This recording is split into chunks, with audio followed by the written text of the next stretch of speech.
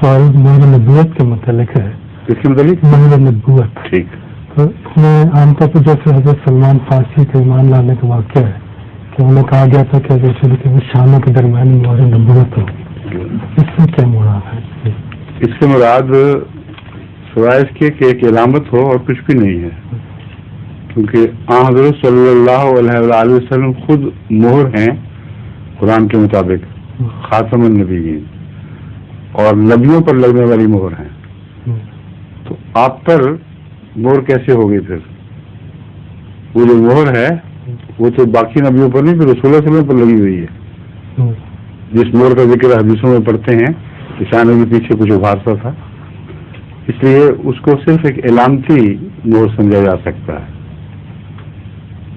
اس کی اپنی ذاتی حقیقت اس کے سوا کچھ نہیں کہ رسول اللہ صلی اللہ علیہ وسلم کی نشاندہی کے لیے کہ یہ مہر ہیں نبیوں پر لگنے والی، ایک جسم کے اوپر بھی ایک نشان ظاہر ہو گیا. سمجھے؟